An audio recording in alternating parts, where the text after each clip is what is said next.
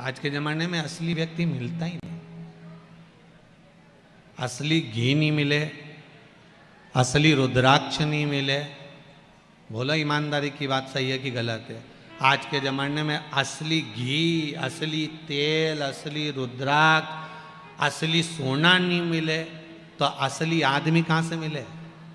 वो भी तो सोचो, सब नकली का जमाना, जितना मिला सब नकली मिला। मालवा के संत श्री नागर जी महाराज एक बात कहते हैं, आप लोगों ने स्मरण किया होगा। महाराज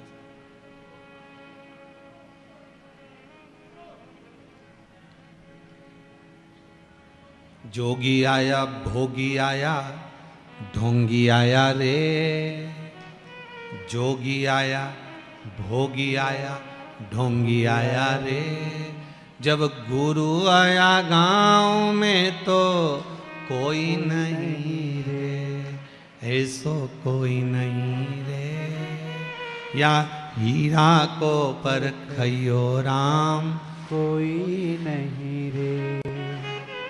परखदार कहाँ मिलेगा?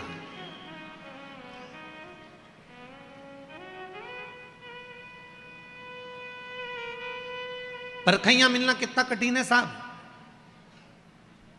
एक व्यक्ति के पास में 2 हीरे थे, बहुत चमकदार, राजसी ठाठ जैसे हीरे। इतने बड़े हीरे पूरे राजभवन में किसी के पास नहीं थे। उस व्यक्ति ने जाकर कहा, महाराज मेरे पास में 2 हीरे हैं, एक नकली है एक असली है, आप बता दो इसमें से असली कौन सा और नकली कौन सा है। अगर आपने बता दिया असली हीरा तो ये हीरा मैं आपको दे जाऊंगा। राजा ने हीरे की परख करवाने की कोशिश करी। इतना सुंदर हीरे हैं, इतने सुंदर हीरे हैं, और ये हीरा कम से कम करोड़ों का है, पूरी जायदाद बेच दूंगा तो ऐसा बड़ा हीरा नहीं आ सकता। राजा ने अपने जौहरियों को बुलाया, अपने सैनिकों को बुलाया, हीरे की परख करके बताओ हीरा असली कौन सा नकली कौन सा। सब घबरा गए, क्योंकि राजा ने कहा सुनो, असली हीरा बता देना, तुमसे कह दिया अगर असली हीरा नहीं मालूम पड़ा तो तुम्हारे प्राणों को हर लिया जाएगा। अब कोई एक भी खड़ा नहीं हुआ और एक ने भी जाके हीरा नहीं बताया।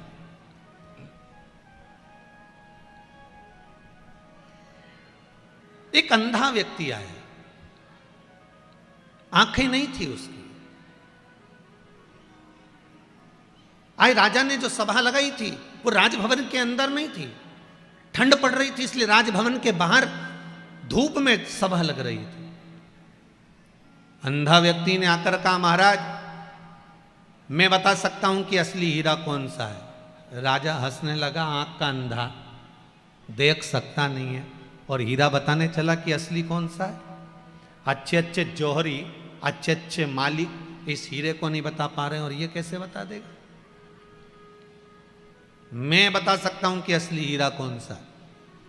राजा ने मन में सोचा, मालूम तो पड़ ही नहीं रहा, चलो अंधे को ही मौका दे दो। अंधा गया और अंधे ने जाकर दोनों हीरे को अपने हाथ में स्पर्श किया। स्पर्श कर कर असली हीरे को उठाकर उस अंधे व्यक्ति ने राजा को दे दिया, ये असली है, इसको रख लीजिए। राजा ने पूछा, जिसका हीरा था उससे पूछा, बता ये असली है? इतने में तो वो व्यक्ति खड़ा हो गया और खड़े होकर अंधे के चरण पकड़ लिया। बिल्कुल सत्य कह रहे हो, असली हीरा यही है। आप सत्य कह रहे हो, असली हीरा यही है, ये दूसरा हीरा तो नकली है। राजा ने उस अंधे व्यक्ति से पूछा, ये बताओ कि तुम कैसे पहचाने कि असली हीरा ये है और ये नकली है? तुम्हारे तो नेत्र नहीं थे, तुम तो अंधे थे, तुम्हारी आंखें नहीं थी, फिर तुम पहचाने कैसे? इतने में अंधे व्यक्ति ने कहा, मैंने जब हीरे का स्पर्श करा, हीरा कितनी भी धूप पड़ जाए, कितनी भी गर्मी पड़ जाए, हीरा हमेशा ठंडा रहता है। कांच गर्मी पड़ते से ही गर्म हो जाता है, इसलिए मैं समझ गया कि ये नकली है और ये असली है। समझ आ गई? किसी असली व्यक्ति को परखना है आपको, किसी असली हीरे को परखना है आपको, तो जिसको बहुत तेज गुस्सा आ रहा, बहुत तेज गुस्सा आ रहा हो, या बहुत बड़ी राज सत्ता पर भी जाकर बैठ गया हो, बहुत बड़ा पद अधिकारी भी बन गया हो, बहुत सारा उसके पास में मान प्रतिष्ठा भी आ गई हो, बहुत सारी दौलत भी आ गई हो, बहुत सारी संपदा भी आ गई हो, अगर वो व्यक्ति तुम्हें गुस्से में गरम नजर आता है तो समझ लेना ये कांच का टुकड़ा है, हीरा कभी गरम नहीं हो सकता। धन, प्रतिष्ठा, दौलत, सत्ता, मान, इज्जत सब पाने के बाद भी अगर उसके हृदय में नम्रता है तो समझ लेना कि असली हीरा यही है, इसमें नम्रता वाला गुण समाया हुआ है। ये असली का भाव है, असली का भाव।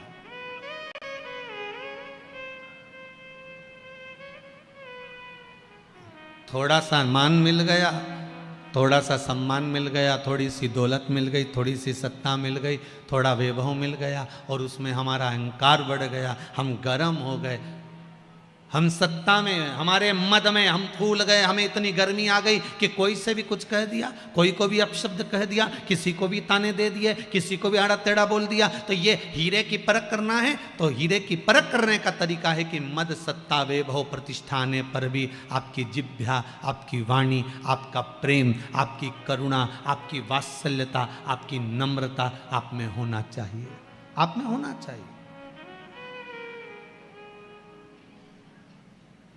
किसी किसी व्यक्ति के पास में पद आ जाता है ना तो वह अहंकार में आ जाता है, अभिमान में, क्रोध आ गया, चिढ़ गया, कुछ भी बोल दिया, शब्द के बाण चल गए, उसी समय समझ लो कि असली हीरा नहीं है, असली हीरा नहीं है।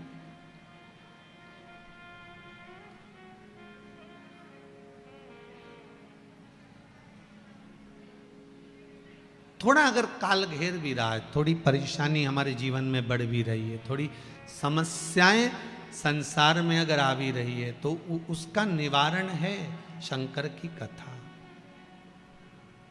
शंभु शरणे मांगू घड़ी रे, दुख दया करी ने दर्शन आपो। कल रात्रि को कोई जाते समय कह रहे थे, गुरुजी आपको कोई दूसरे भजन नहीं आते क्या?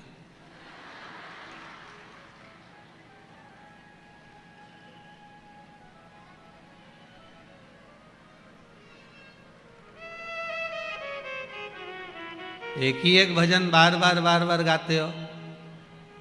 हमने कहा हमको तो पूड़ी भी बनाना आती है, पराठा भी बनाना आता है, पर पेट तो रोटी से ही भराता है। आप में से कितने लोग बैठे हैं जो एक महीने तक पूड़ी खा सकते हैं? बोलो जरा जम के। रोज खाओ पूड़ी, रोज पराठा खाओ, रोज रसगुल्ला खाओ, रोज इमरती खाओ, कितना भी खा लेना, पर आखिरी में रोटी की याद तो आ ही जाती है। ध्यान देना, जिस भजन में कुछ सार हो भजन वही गाना चाहिए। आज के ज़माने में लोग भजन का सार भी नहीं समझते। इस भजन में एक सार है, आप शंकर के सामने बैठे हो, शिव महापुराण सामने रखी है, आप और हम सब इस पुराण को घेर कर बैठे हैं। विनती अगर हम इससे करेंगे, शंभु शरणे मांगू घड़ी। आपके दिल में अगर भाव भी नहीं होगा, आप मन से नहीं भी गा रहे होगे, तो मुख से तो निकल रहा है, मांगू घड़ी रे। क्या मांगा? दुख। आपने भले कैसे भी बोला, पर बोला तो ना भगवान के सामने। एक बार उसके सामने जाकर कह तो दिया कि मेरा दुख काटो और अंत समय में दर्शन आपो। बस इतनी कृपा है कि आप मेरे दुख को काट दीजिए और मुझे दर्शन दे दीजिए। अब उसको बार बार अगर बोल रहे हैं तो उसका कारण है। क्या कारण है? कि हम भगवान के सामने जाकर, फिर वही बात आ गई महाराज कि भगवान के सामने जाकर आप छोटी सी बात से किसी से बात करना बंद कर सकते हो। छोटी सी गलती से आप किसी से संबंध समाप्त कर सकते हो, तो छोटी सी प्रार्थना से आप शंकर के भी हो सकते हो। बस छोटी सी प्रार्थना। शंभो शरण मांगू। बाहर जितने बैठे हैं, जितने खड़े हैं, पीछे जितने गेट के पास खड़े हैं, सब जितने काउंटर पर, जितने इधर उधर गाड़ियों पे बैठे, सब बोलिए एक लाइन, शंभो शरण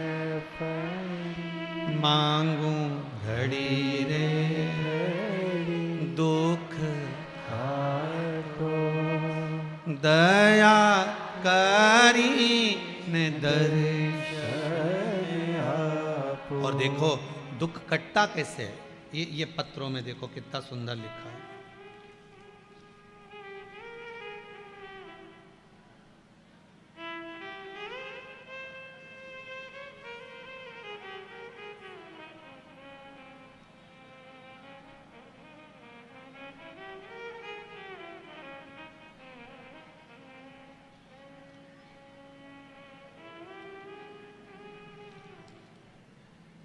शैलजा बेटियां शैलजा रेखा बबली की माताजी लक्ष्मी पांडे, इन्होंने लिखा है। कहाँ बैठी हैं जरा हाथों हिलाएंगी?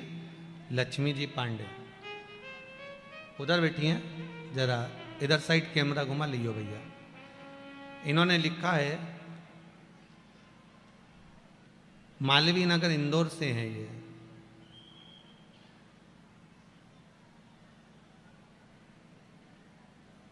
एक बीमारी ब्लॉकेज का ऑपरेशन डॉक्टर ने बोल दिया था कि इनको रोग हो गया है, नसें चोक हो गई है और ऑपरेशन कराना जरूरी है।